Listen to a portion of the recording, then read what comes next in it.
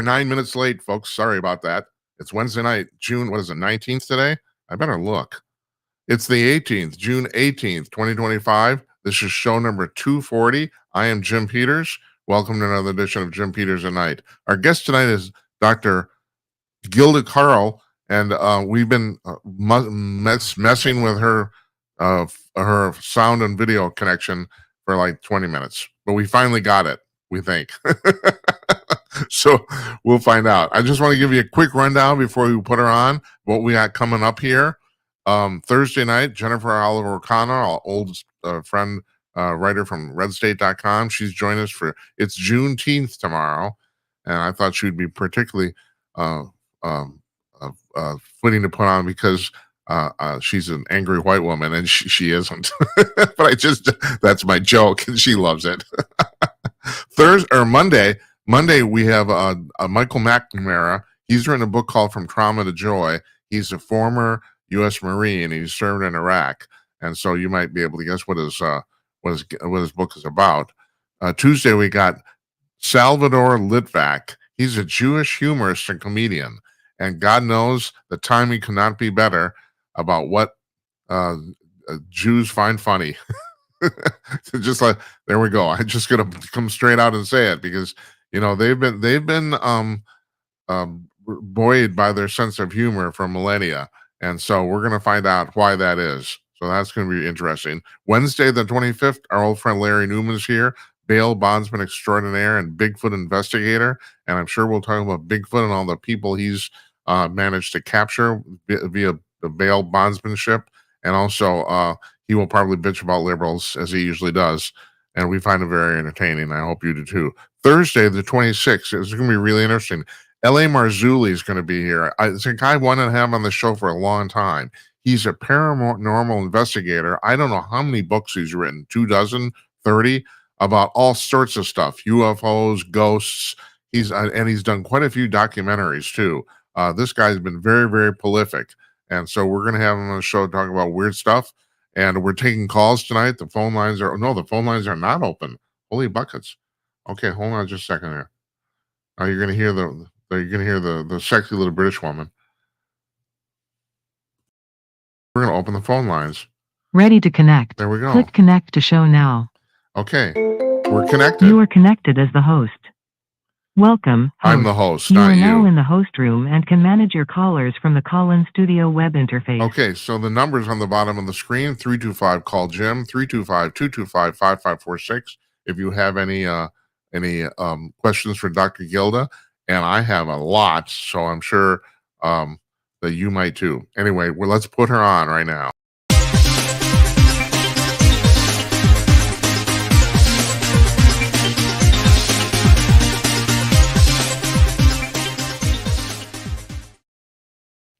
Okay, Dr. Gilda, can you hear me? Hold on just a second. Can you hear me? Oh, hold on. All right, try again. Okay, here I am. Okay, yep, you're here, and we can hear you. It's working. We got it working.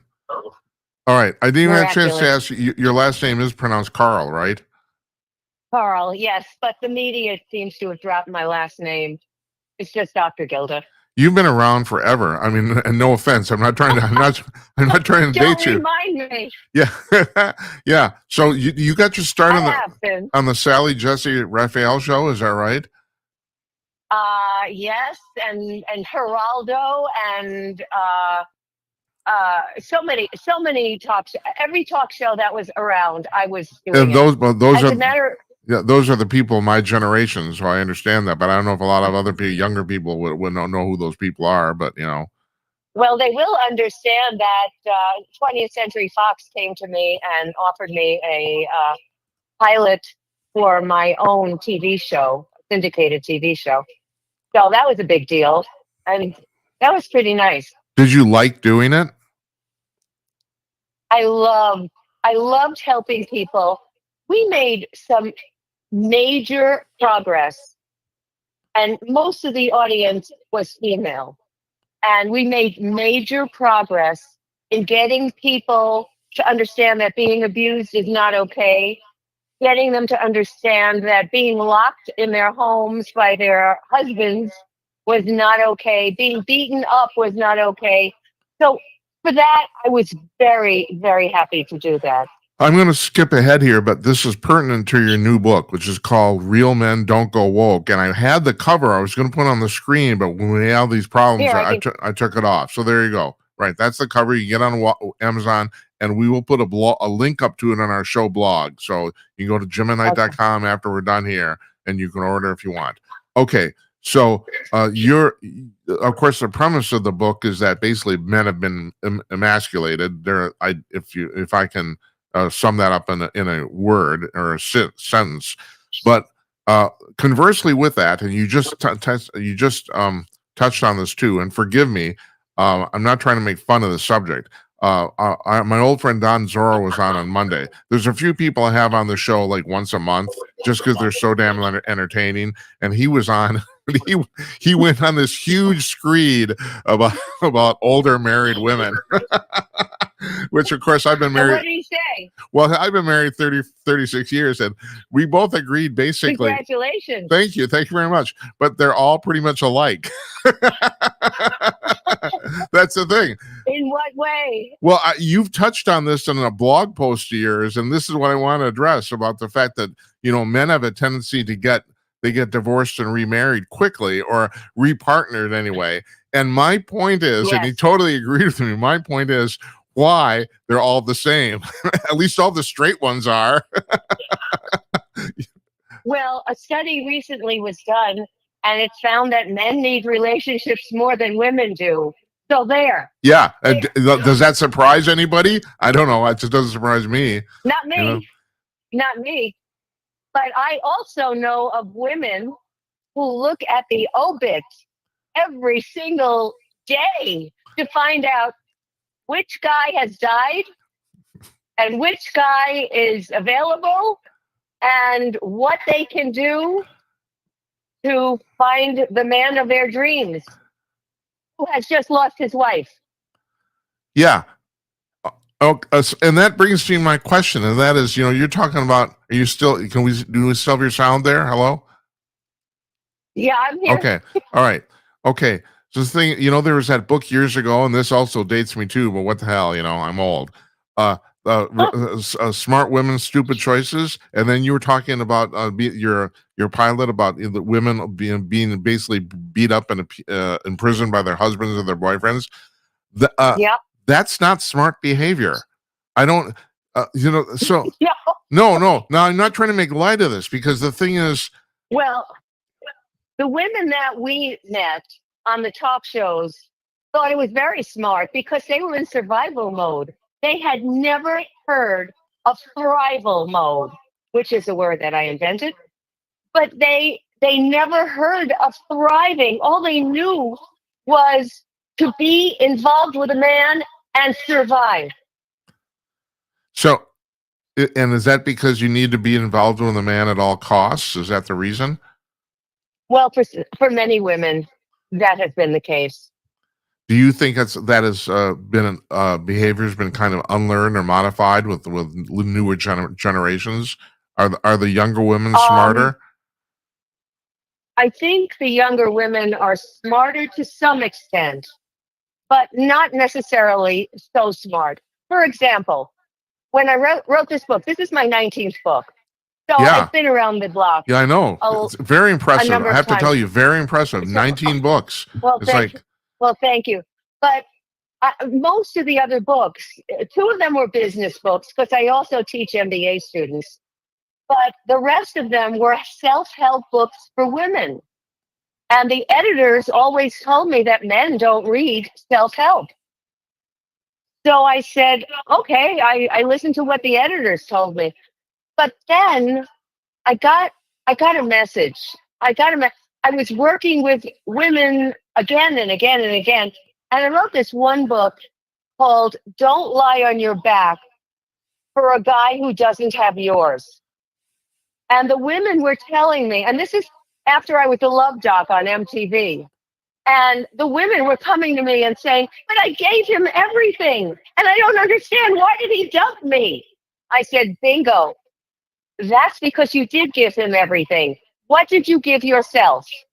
And so I was talking on deaf ears, and I wrote this book and talking about make sure that a man has your back. But as I was doing all this research, I found that men don't have their own backs. And I said, uh-oh. So I meditated and I asked God, I said, what am I supposed to do now? I need to save our men. And that's when I got the idea to write Real Men Don't Go Woke. The suicide rate is scary as can be. Yeah. Men are 4 times more likely to commit suicide than women are. I keep losing this screen. Wait, That's okay. I'm coming back. We can see you. And besides, I'm not that good looking. You don't need to look at me. Okay. Okay. So I wrote this book to help men, and it's not a self-help. One reviewer called it a love letter for men. It's not put down in any way, but it pinpoints. Well, I have to stop you for a second. Men do. If it's not self-help, what kind of help is it? It's an understanding of the behaviors that men and women, because I don't let women off the hook about this either, but the behaviors that men and women are going through. But because I've been writing for the tabloids all these years, I started and I continued writing about names everybody knows. And I talk about, for example, Will Smith. He bottled his anger up for so many years. And then all of a sudden we saw what happened at the award where he just lost it all. And he went ahead and slapped Chris Rock. And that's what happens when anybody, male or female, holds their emotions in. And like a warm bottle of champagne, all of a sudden, you shake it and it goes pop. And he didn't even realize what had happened. And that's typical of what happens with rage. Oh man, I got so many questions here. First of all, do you think that this whole scenario with men has changed remarkably in the last 10, 15, 20 years? Changed? How do you mean that? Okay, well, it seems like the political climate has changed, and there's been, your book is basically partly about an assault on masculinity, which a lot of people call now toxic masculinity. And I can't. What? Well, Eddie, a man walks out the door and he's called toxic. Come on, guys, that ain't the truth. That's not what happens. But automatically he's turned toxic. So what happens is that he's afraid to open his mouth. He stays silent. Women are always complaining that husbands don't talk to them. They go out on dates. The guys don't share their emotions. Well, how are they going to share their emotions when they're put down, they're canceled, they're castrated? What kind of an idiot would share his emotions after that? Yeah, well, hold it. You have to address this too. And this is what Don was talking about on Monday, about the fact that men and women seem to be intrinsically interested in different things. And one reason men won't share their emotions on a date is they're just out to have a good time. They don't really give a crap, Well, that's not entirely true. Okay, so tell me I'm wrong. Yeah. They may be out for a good time, but they need to be heard. And when they are not heard, that's when they shut down. Nobody's listening to me anyway. He's not hearing me. She doesn't want to hear. The kids don't want to hear about me. And every time I open my mouth, I am squashed. So they shut up. So isn't this interesting? So when I took my book, and again, this is not the first book I wrote. I took my book to this great agent in New York, and she said, they will not publish an anti-woke book. And the book had a different title. So I said, well, if that's the case, I'm going to put woke in the title, and I'm publishing it myself. And then I made the subtitle, "The Book They Would Not Publish, period. The Truth That Must Be Told." Yeah. And that's when I told all the truth out there about the celebrities they know. People know these people. They don't know who the head of their state is, but they know the celebrities' names. Yeah. And I thought the only way I am going to get to be heard is by talking in language they're familiar with. Bingo! It has really touched nerves. One man said because of this book, he didn't commit suicide. So what do you think it says about the publishing industry that they want to publish this? Oh, well, the first 2 pages of the book was devoted to them.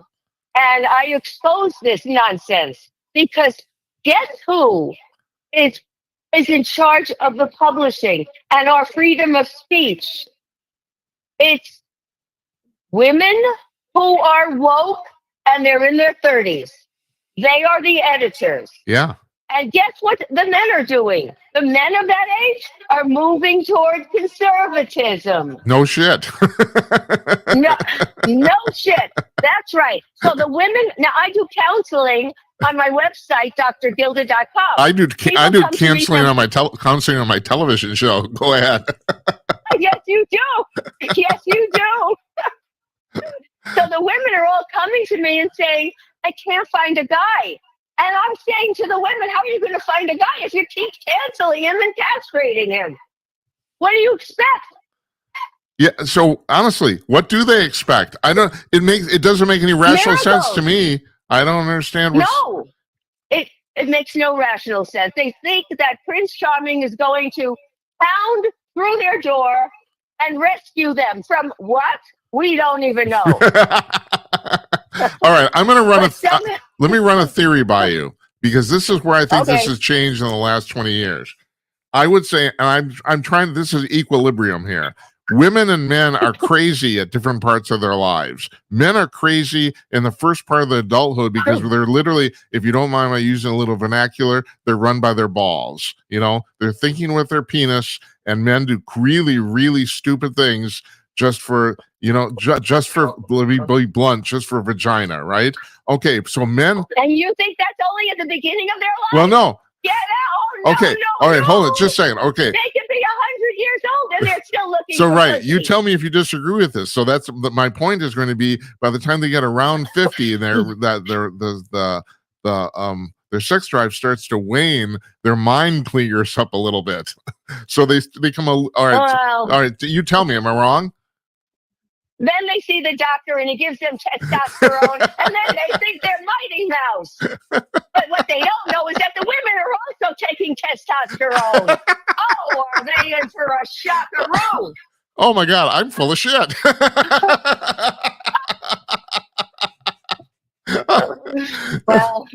Well, I know what I'm told. All right. Conversely, so I'm going to finish this. Conversely, women seem to be relatively stable until they hit menopause, and then after menopause, everything, their minds go to hell. It's like, well, that's not entirely true either. All right. Women are not relatively stable. They are still looking for Prince Charming, and in the book, I talk about how men want honey and women want money. So the poor schnooks who are not making a dime can't get a date, or they can't get laid. They can't do anything, and they feel really bad.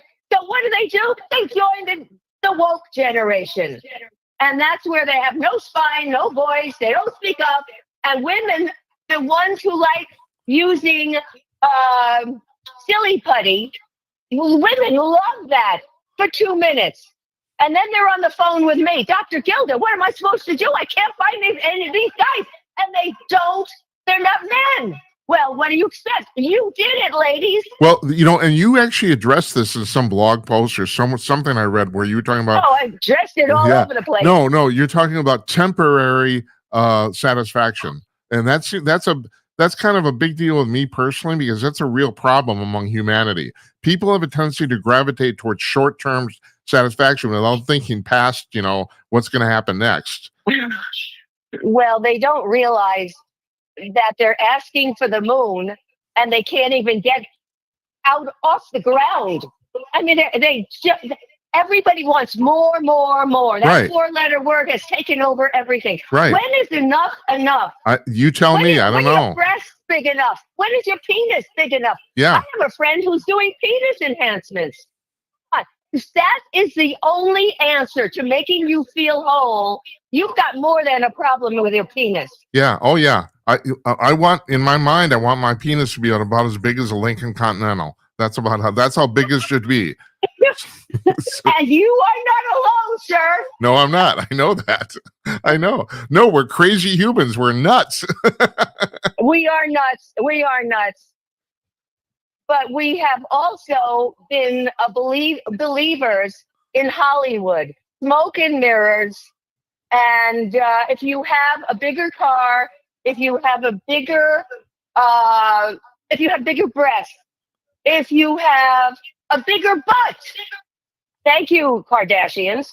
If you have that, then you will find nirvana. Well, good luck, honey. Yeah, but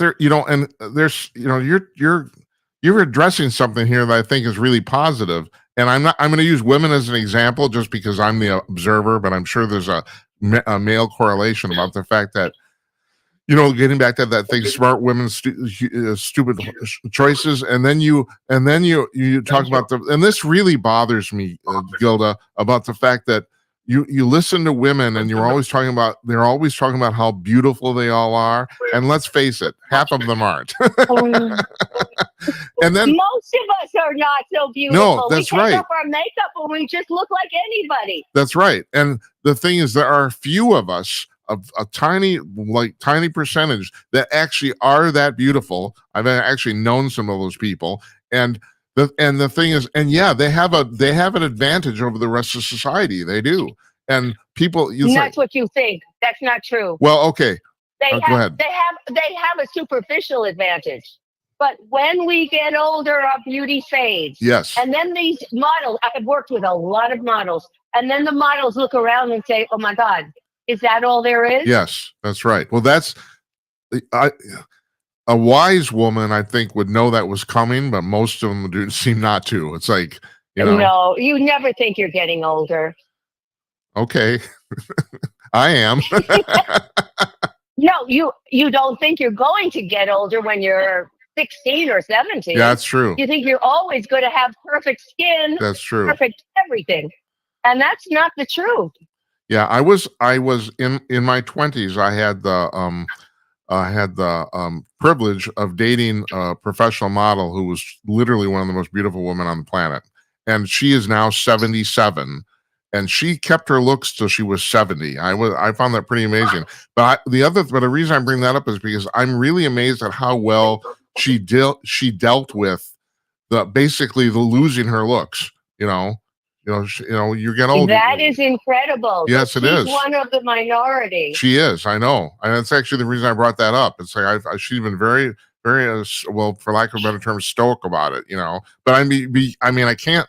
I mean, I'm certainly not going to talk about that in front of her. I still know her. I still know this woman. Yeah, I mean, I'm sure if you lived that way that long, I'm sure it must be devastating. I think it must be because everybody has always focused on her looks, not her IQ, not her EQ, not anything but her looks. Right. And if that goes, then one has to reflect, what is my identity? And that could be tragic for some. Yeah. And this is what men are going through now. Where is my identity? I mean, this whole thing about, am I toxic? Am I woke? And they're like rag dolls being pulled one side to another side. And they don't know enough yet. They haven't had the kind of work done on themselves that the way women have. Women go to therapy. Women have their girlfriends. Men will not do that. Men won't sit with their friends and say, "Oh, I am so heartbroken. My last relationship broke up." They won't do that. Oh, So Gilda, now it's up to, you were talking about the number of men that commit suicide. Another oh, it's, statistic. I talk about this on the show constantly. Was even one of the reasons I wanted to have you on. You know, 40% of all American men in a recent survey said they don't have a single close friend. I find this astonishing. and the amount of men who are expressing loneliness has skyrocketed. Loneliness and depression are skyrocketing. And it's not only in the United States. In Japan, they had to put a minister of loneliness into office because people are so lonely. So is this a recent phenomenon? If so, why?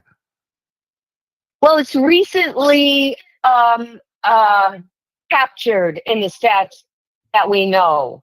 But I don't think we ever talked about this early on.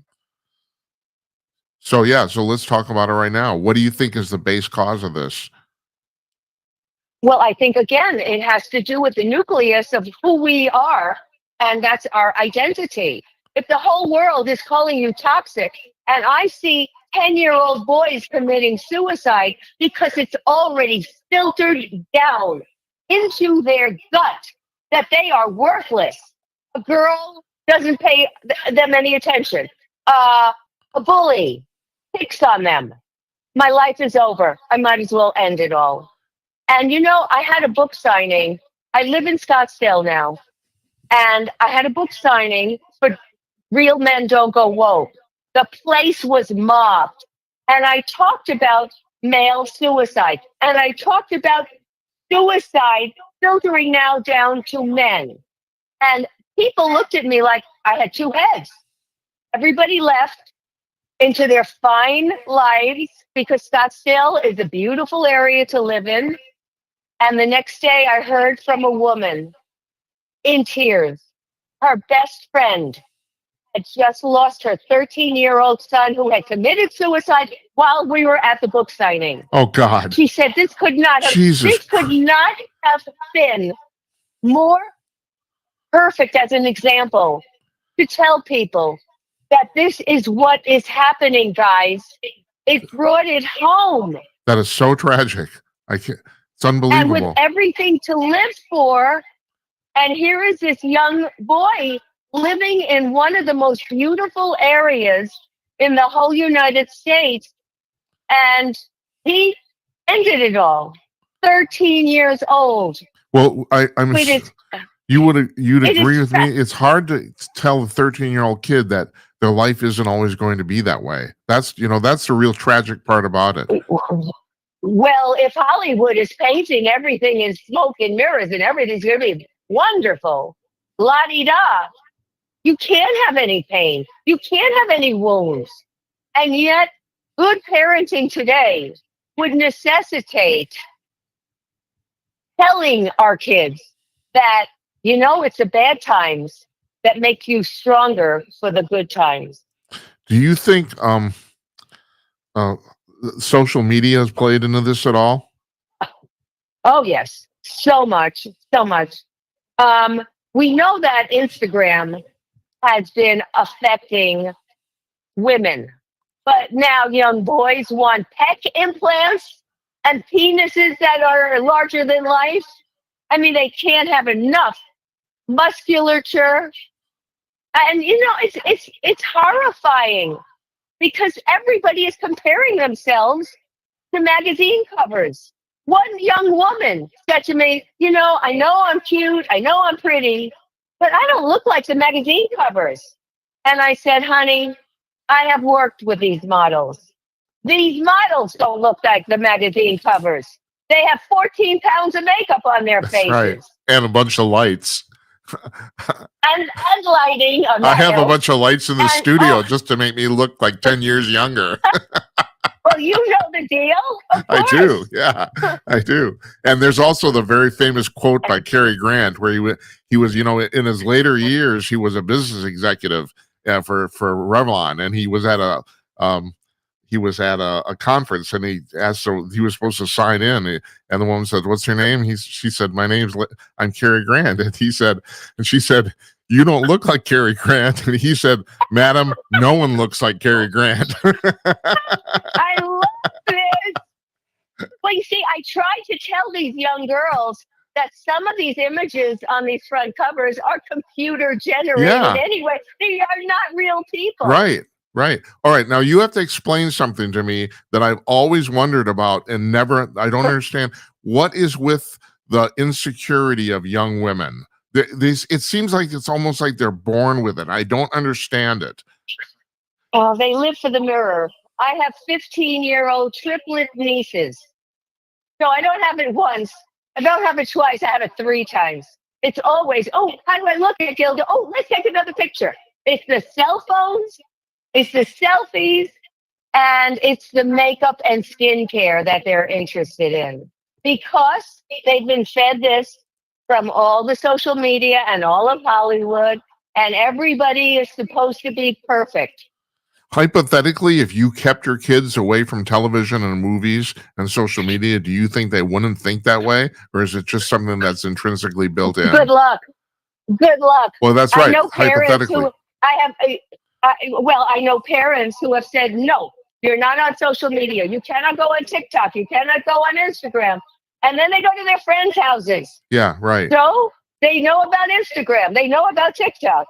Yeah, it's like my friends are trying to keep toy guns away from their little boys. Well, sooner or later, this becomes a toy gun, you know? That's right. That's right. That's right. Doesn't matter. You can't fight the tide, but what you can fight is the value system out there that has gone so awry. You've got to tell your kids what values really are important. You're a fascinating woman. Well, thank you. You're welcome. You're welcome. So, what drove you to get into this whole field anyway? What, the men field? No. Just basically, it's like, well, you know, I actually looked. I have to ask you. I looked for this on your.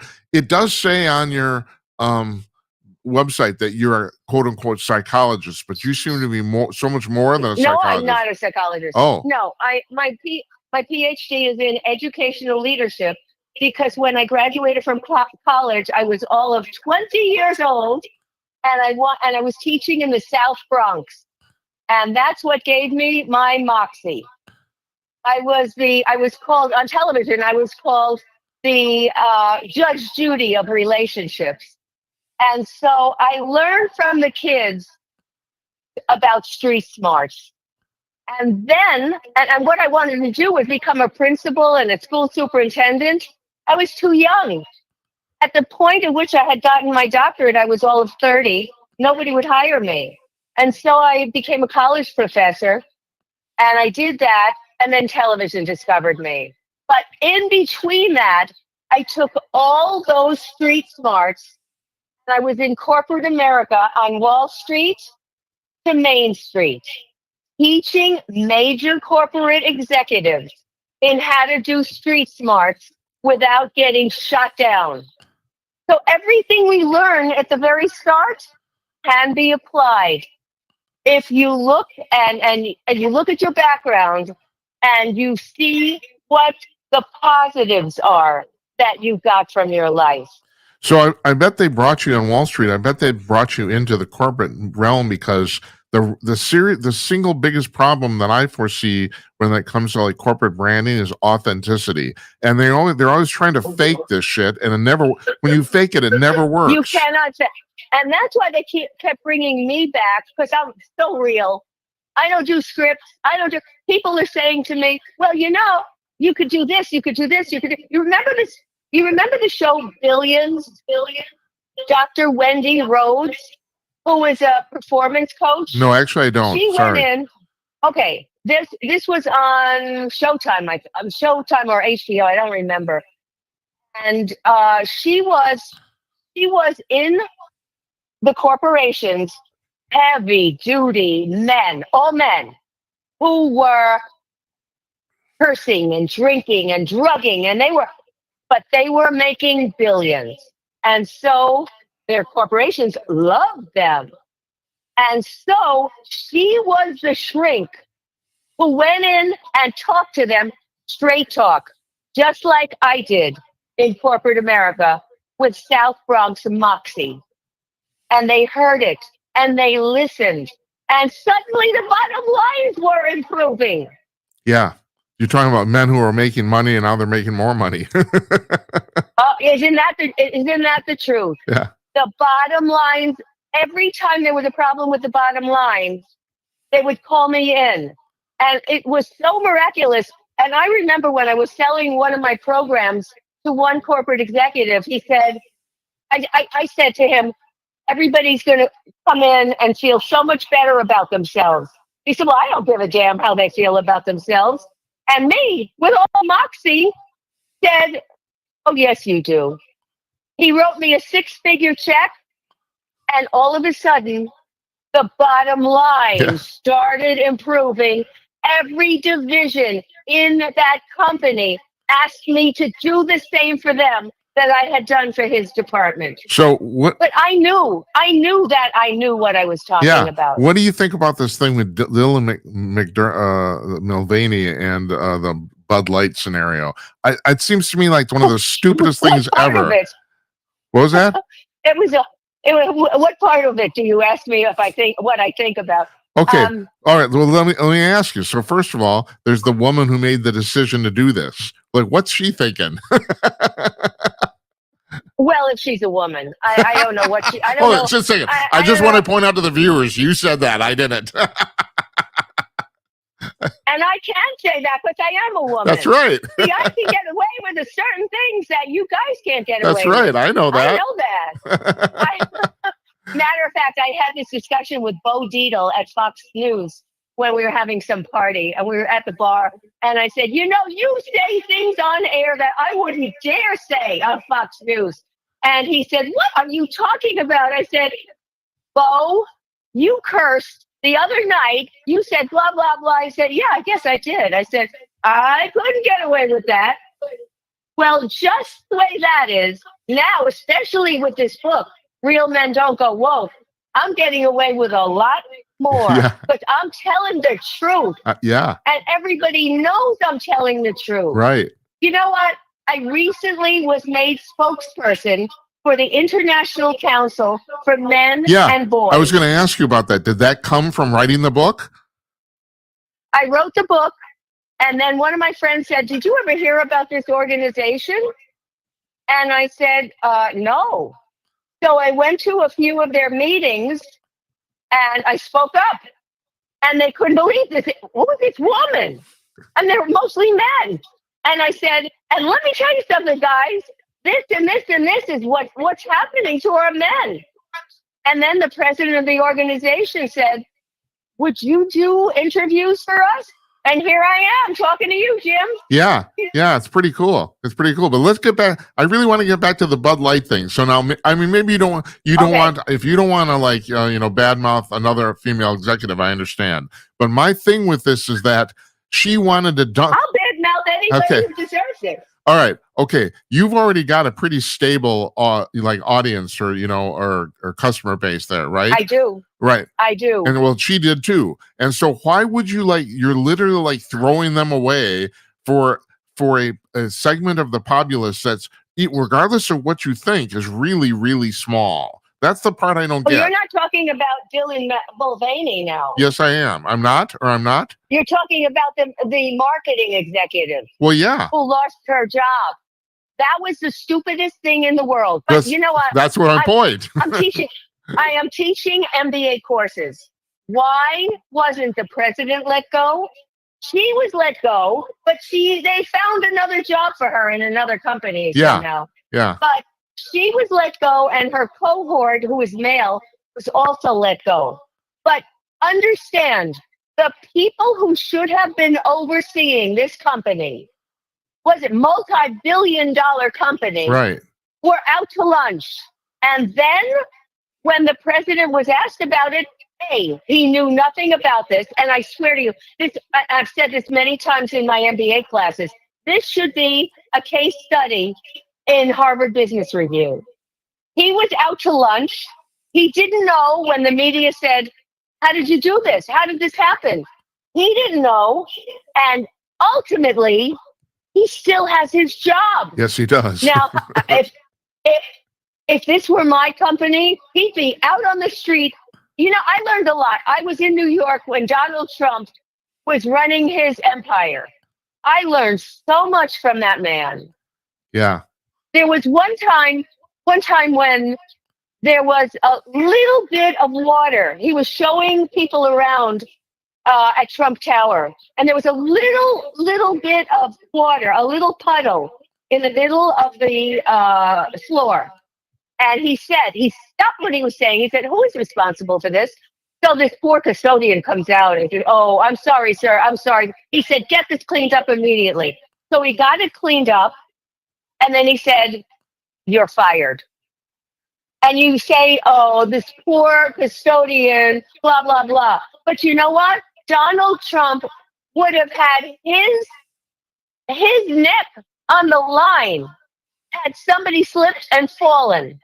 This is the problem. I have this, Gilda, I have this problem. I've had this problem my entire life. I was a former classical musician where the standards for competency are very, very high. And the problem I've always had is that what point do you give somebody a break, and at what point do you say, "Well, no, we got to cut this off. This wasn't good enough," you know? And so, Well, you know, I understand take somebody with gonads. Yeah, that's right. It does take somebody to go in And I got them. Yeah. I've got them. Matter of fact, my graduate students bought me a beautiful gift in a velvet box. I opened it up, brass balls. They gave me brass balls. I was going to say that as a joke. No, this is no joke. No, it isn't. I held on to those brass balls. Yeah. They said, what we have learned from you, we couldn't have learned in a textbook. Yeah, no, but it's a real thing about, That's my South Bronx moxie. I learned that all in the South Bronx. So you're living in Scottsdale now? Mm-hmm. Do you have a residence in New York at all? I did, and I'm not living there anymore. Yeah. New York has become a pit hole. It's just not what it was. Yeah. And I miss being on Fox News. I was on Fox News for years. I miss all those people. And this was before it became totally political. But, you know, Joy Behar once said to me, "You know, Dr. Gilda, you have the talk shows were kind of drying up." And she said, "You know, you really have to talk about politics." I said, "I'm a healer. I'm not a politician. And now look what I'm doing. Yeah. I'm writing books like this." That's right. So go figure. Yeah. You know, you think you know what's going to happen in your life, and then I know. Somehow it doesn't. Yeah. I used to work for a conservative news organization a few years ago, and I started these podcasts as political podcasts, but I decided the market was saturated. So I kind of pivoted more toward personality interviews. I don't know if you've noticed, you have personality. No.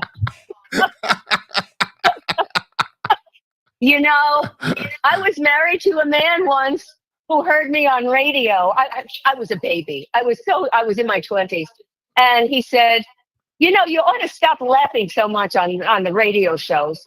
I said, "Why? This is me. This is my personality." He said, "Too much fun. And not enough. Why don't you be the professor?" Well, you know what? He left skid marks. Yeah. Bye. See ya. But I don't have to tell you the best, you know, it's if you can entertain and inform somebody at the same time, you're winning. Well, that's what I do. It's called entertainment. Yeah, entertainment.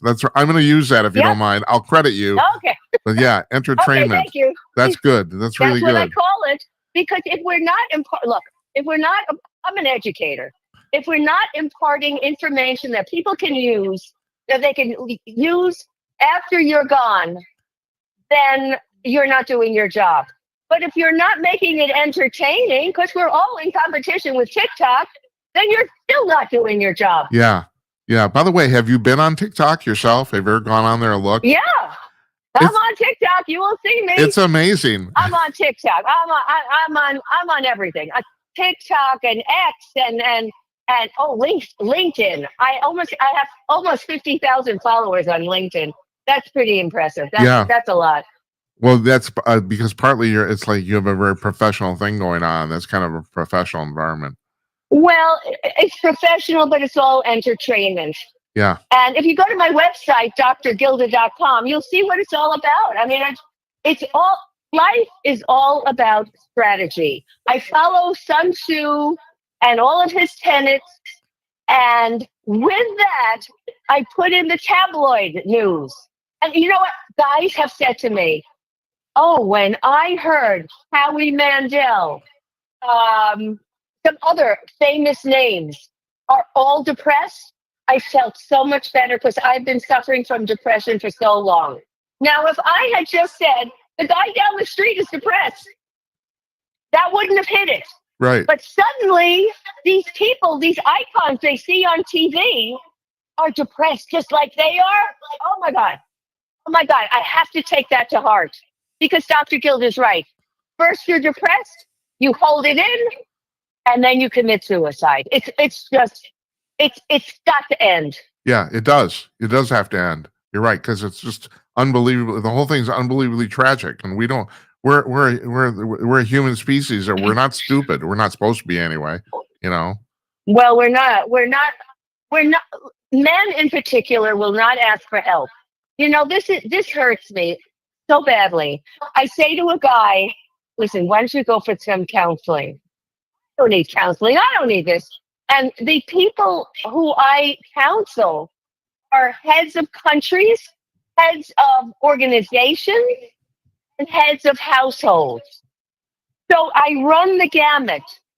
But these are all people who have enough sense to come to me. But will they hear what they must do? I was on a radio show, and I said to this guy had just left his wife, and he was miserable. And as I said earlier, men need relationships more than women do. Yeah. And I said, listen, this is what you have to do now. He said, where am I going to meet women? And I said, you should be off the market for now. You've got to take apart what happened in this relationship, because if you don't, I guarantee you are going to find the same type of woman again, just in a different body. And he was so upset. He said, I'm supposed to be put on ice? I can't do that. I said, what is your alternative? He hung up on me. Gilda, do you think that relationships break up usually over really petty reasons? I think the big reasons are the reasons that they don't discuss. Everything's petty when you break up, but the real deep things are the things that are not discussed. And that's the biggest pity of all.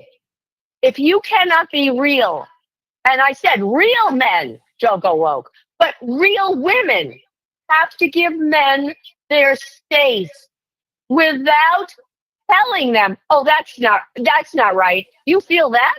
You shouldn't feel that way. Or cancel them for feeling that way. So I'm hard on women too, because we haven't given our men enough to make them want to expose their feelings. And that's the problem. I shouldn't share this, but I had heart surgery about 4 years ago, and it's pretty it's pretty serious. And the night before, I sat down with my wife, and I wanted to tell her how much I loved her in case something went wrong. And she said the one thing she said to me is she said, you've never told me what to do, and I took. Well, my point is. Maybe we all need to take a little more libertarian point of view here. Humans, the whole history of humanity is people trying to control other people. Maybe you just shouldn't try. Just, When will we all grow up and recognize you can't control anybody? The only one you have control over is you. Yeah. And if you don't point the finger at yourself and say, what am I supposed to learn? Therapy. you go in for therapy, and this is why I do things entirely differently. And I've had plenty of therapy, but you go in for therapy and they say, "Oh, what is your problem?" I don't do that. I say, "Where is your power?" Whole different shift. Well, what do most people say to that? Where is most people's powers? It doesn't matter whether you're They are well-adjusted or not. shocked. Most people are shocked to even hear that question. Wow, I never thought of it before. And now we get into some really pertinent information. Not what your mother did to you and your father did to you and how you're still feeling sorrowful and how you're walking around with like one big woundology. Instead of that, you're saying, my power. Wow. What can I do well? What can I do wisely? What can I do better? The one thing I have noticed, and correct me if you don't agree with this, is that most people want to control other people because they either can't or don't want to control themselves. That's the one thing I've seen. Isn't that typical? Of course. Yeah. It's called projection onto somebody else, that which you won't do yourself. Right. Gilda, I'm going to let you go. I can't tell. First of all, I really hope you'll come back. I've enjoyed this immensely. I'd love to. This is so much fun. And we finally got this whole sound and all the text shit working, so that's good. I don't know how. That's thanks to you, Jim. Yeah, well, I've been doing this it. a long time, so I know all the tricks. So, and all right, hold your book up one more time. We're going to put it on our blog, and we'll put a link up to your website. And your website's really Real men don't go woke. That's right.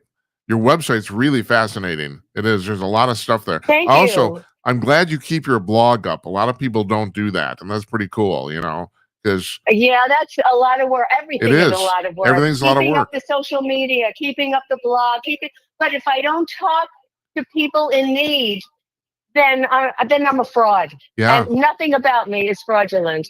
I have to be transparent because that's what I'm teaching. And if I don't walk in my own shoes, I don't walk my talk, then what am I doing? And I appreciate you for knowing your mission too. That's good. Thank you. Thank you. So you take care. All right. We'll talk to you soon. I really appreciate it. Thank you, Jim. God bless you. Thank Stay you. healthy. You too. Thank you.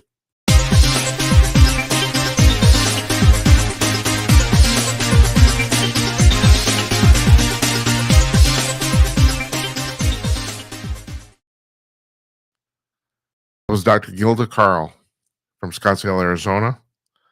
All right, we had to really jury rig this thing here. The sound you heard was actually through her iPhone.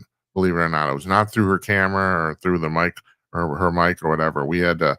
The audio was through a telephone line, and the video was through her computer, and it worked. Not only that, it pretty much synced up. That was actually the thing I was really amazed at. The sound and the picture were pretty much in sync. It was pretty cool. So anyway, that was really entertaining. She's a very entertaining woman. I understand why she's been so successful. 19 books. My God. I mean, God in heaven, I can't even write one. So her current book's called Real Men Don't Go Woke, and you can buy it at Amazon. We'll link to that on our blog at jimatnight.com. Now, the thing about our website, if you've ever been there, on the front page, we publish the schedule about a couple weeks out of the guests coming on the show. I talked about this last night, and we didn't have too much time to talk about this at the top of the show, but I've been very, very happy about the fact that we're booked 1 month out, and we're having no trouble getting guests. I mean, it's really, really pretty. That kind of all happened all of a sudden. I take that as a compliment. I'm very happy to impart that to you. I am. So yes, but we'll have her back on soon. That's pretty cool. She's I think what my generation would call her a pistol. All right. Now you can call in 325 call Jim 325-225-5546, and also send us a text message if you want at 408-458-5088. It's all on the bottom of the screen here scrolling by. Please do that if you want. I was reading I read all the trades. I read a lot of stuff. I have about 100 news sources I plow through, not every day, but basically every week to educate myself to do the show. And I read the radio and television trades too. And one guy has he's doing a column and he's saying, well, the standard thing about calling in and radio, and this applies here because there aren't many television shows you can call into, and a lot of people would say this is a radio show with a picture. I've decided after doing 240 of these that's actually not true, but a lot of people would say that is the fact you have to pitch a topic to get people to call in, and I don't want to do this. I don't. It's like, I want you to call in and be the guest, and you can call in and talk about anything you want. Anything. I do not care. We'll talk about it. Your personal life, what you cooked for dinner, I really don't care. And if you're into cooking, we can talk about that too. I mean, it's just there's too much. People are too varied and too interesting to try to, it's like, oh, what do you think of abortion? Oh, the lines light up. I'm just not into that. I'm not. And heck, it's my show, so I get to do what I want. All right, so we got a couple of things here before we leave here.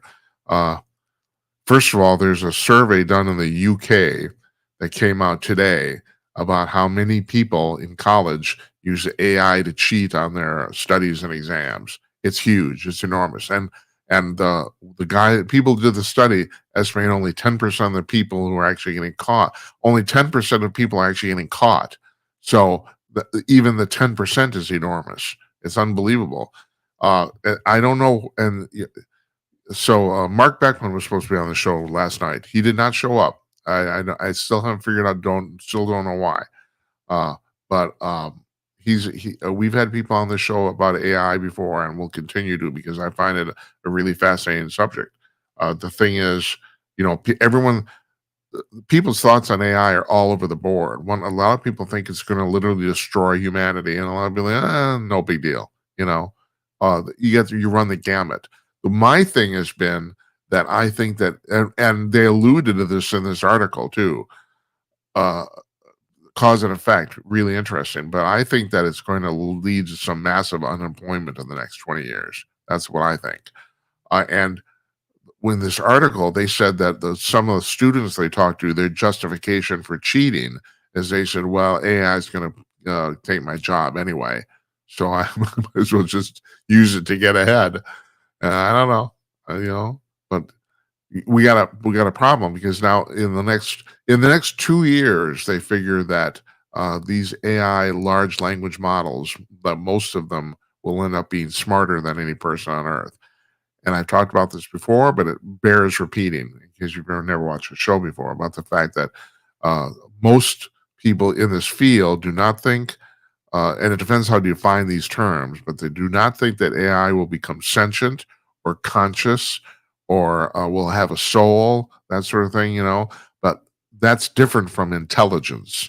And whether they're going to outstrip human intelligence, they're almost there. It's almost, we're less than 5 years away from that, where these things are going to be significantly smarter than any person ever was. And then on top of that, if you build into a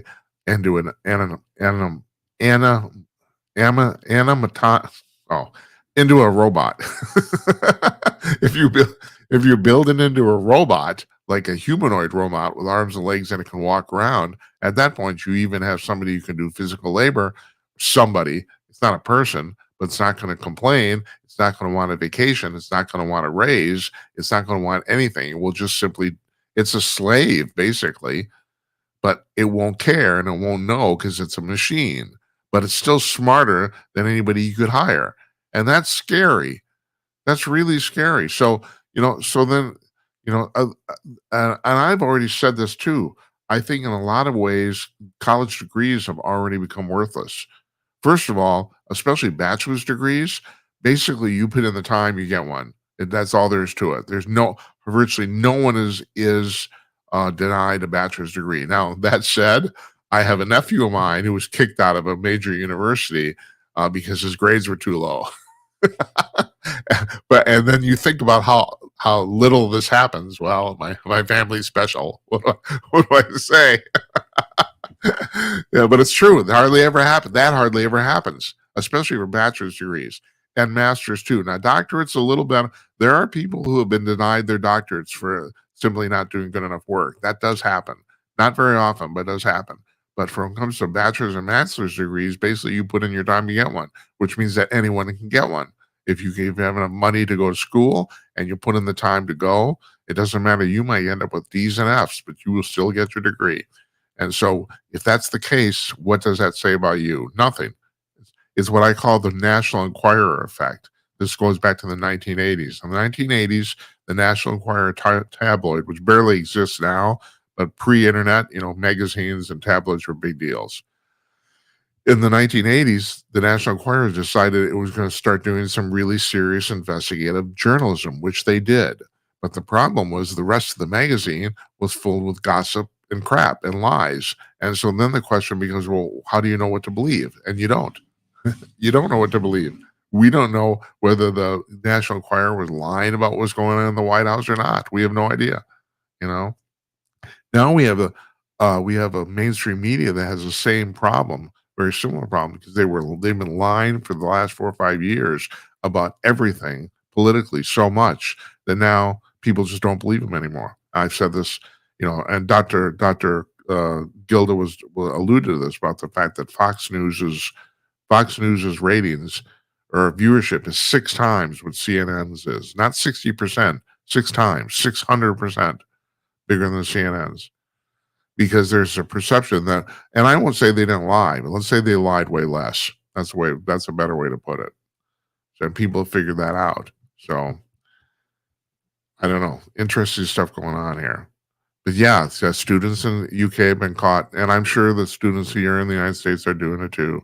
I'm sure they are. And then the other thing I want to bring up is how far ahead the show is. Our little show here is on the news. Now, last week we talked about the what's called the Pentagon Pizza Theory. And that is, there's this thing called the Pentagon Pizza Tracker. It's an app that tracks the business at the 5 pizza places that are closest to the Pentagon in Arlington, Virginia. One of them is at Domino's, the other 4 are mom and pops. But they're the 5 places that basically the Pentagon orders pizzas from. And this app tracks their business. And just before Israel bombed Iran on Thursday night, the numbers went through the roof, and the implication was something's going on. These people know they're going to spend the night at the office. Well, that being the news today. So we were a week ahead of that. So I just want to point that out. And this is what I want to talk about on the show. Is really I like doing this, is that we talk about stuff that no one else talks about, and that's what I want to do. And then I was going to ask Dr. Gilda about this too. The other thing is, and I will talk about it now, is the Karen Reed trial. She was found not guilty today, and I have not talked about this at all up till now because I find this a very, very boring subject. But now it's fascinated me. Well, first of all, I have to say I assumed she was going to be found not guilty because it appears that she may or may not have ran over her boyfriend with a car, but she's so inebriated, and they did find her guilty of that. They did find her guilty of drunk driving. She was so inebriated, I don't know if she knows that she did it. I don't know if she did it on purpose or by accident. I don't think anyone's ever going to figure that out.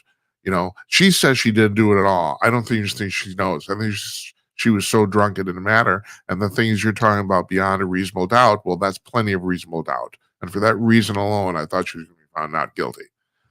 So the thing that fascinates me about this trial and trials like it is the enormous number of people that hang out outside the courthouse.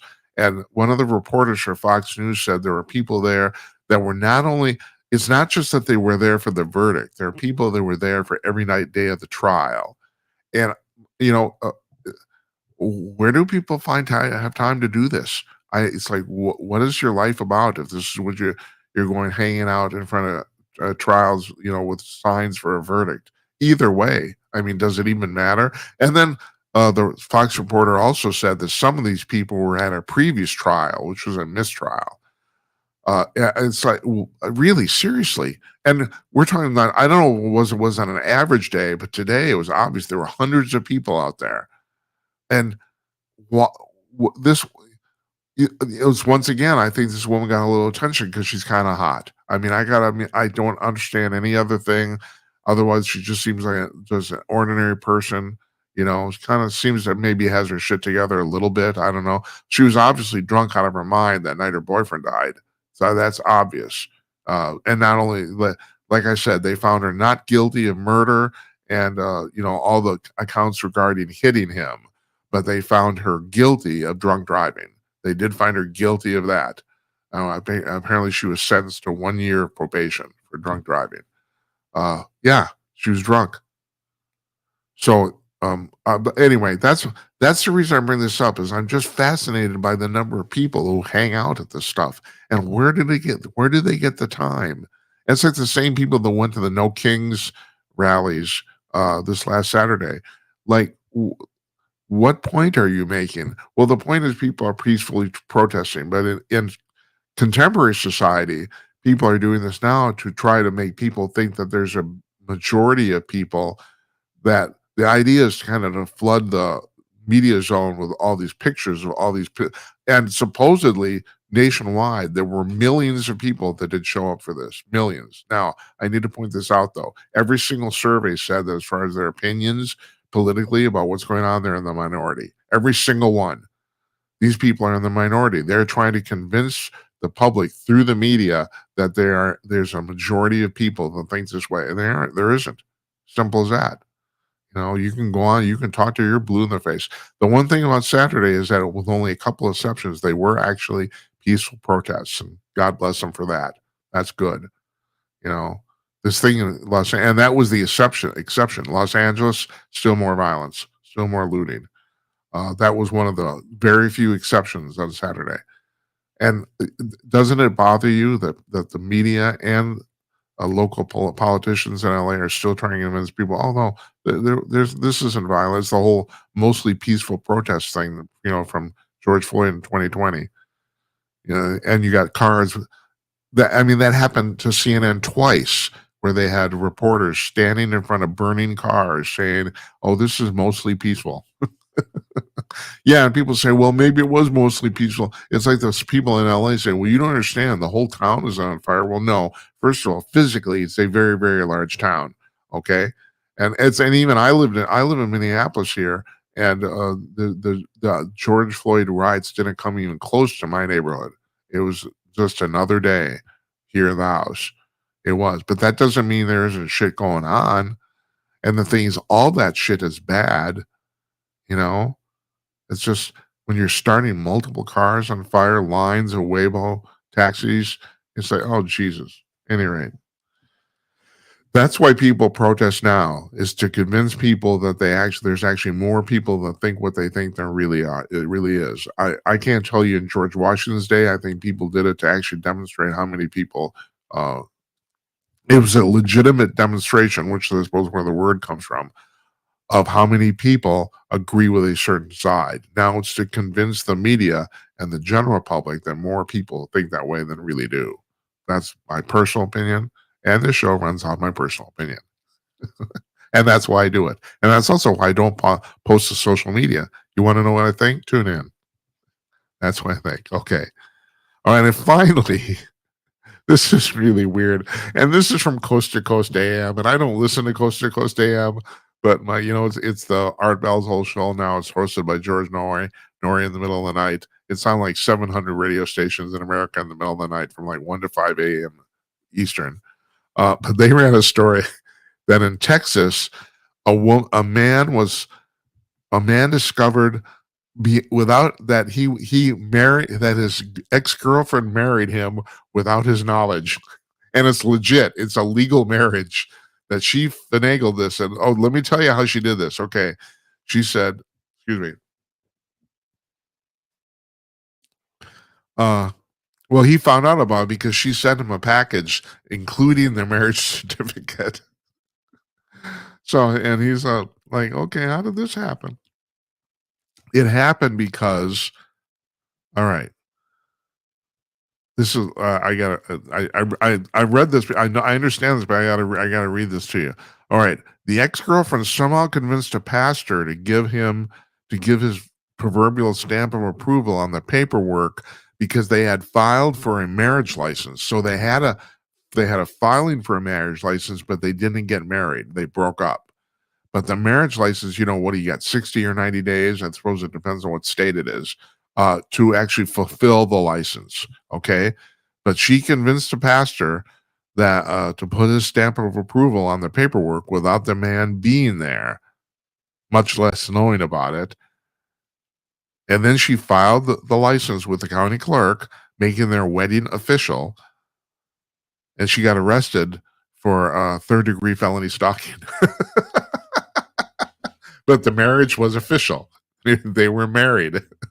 He got married and he didn't even know it. Oh, my God. I've been married 36 years. I don't know if I know it either. Yeah. Just an old fart guy complaining about about the ball and chain. Yeah. All right.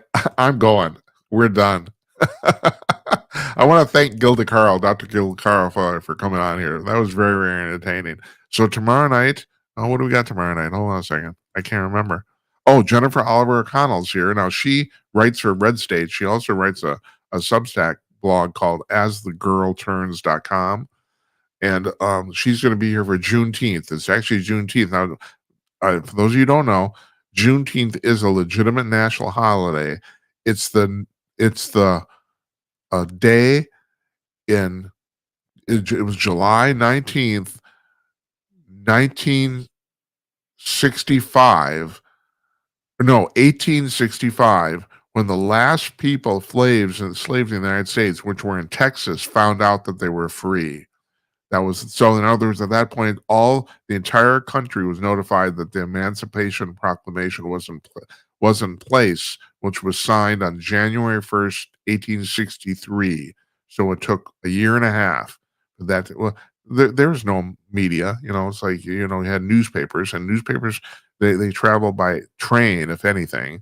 So there's no, I don't think there's any telegraph in the United States at all in 1863. I don't think so.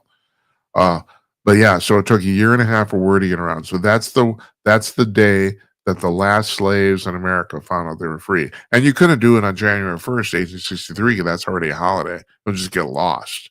So anyway, Juneteenth is a legitimate national holiday, and rightly so. It's a big deal. The people finally found out that everyone in America finally realized that the slaves are no longer slaves. And we get a lot of crap for that. That was a terrible part of period in American life. But the fact of the matter is we did free slaves earlier than virtually any other country on earth. So, I don't know. That's a positive way to look at it, I guess, if you could put a positive spin on that, even though it's awful. And I do need to bring this up when it comes to reparations. Like, I mastered the obvious. There's not a single person alive today that was a slave in 1865. There, not a single one. Matter of fact, I don't even know if there's a single person alive who's a grandfather of one of those people. If I'm right, I know that the last person who was a slave under that law, I think, died in 1961, I think. Which would, because they were a tiny child and they lived to be like 103 years old. So I think that was it. That was it. The last person was a slave in the United States legally, or under that rule.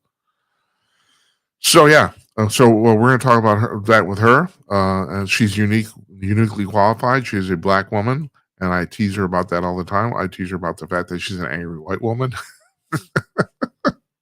And she thinks that's very funny. And I do too. Because we just had did a whole show on angry white women. Thanks to Dr. Gilda Carle. So thank you very much, Dr. Carle. I want to thank you. We're coming back tomorrow night with Jennifer Oliver O'Connell. I want to thank you folks for watching. Couldn't do it without you.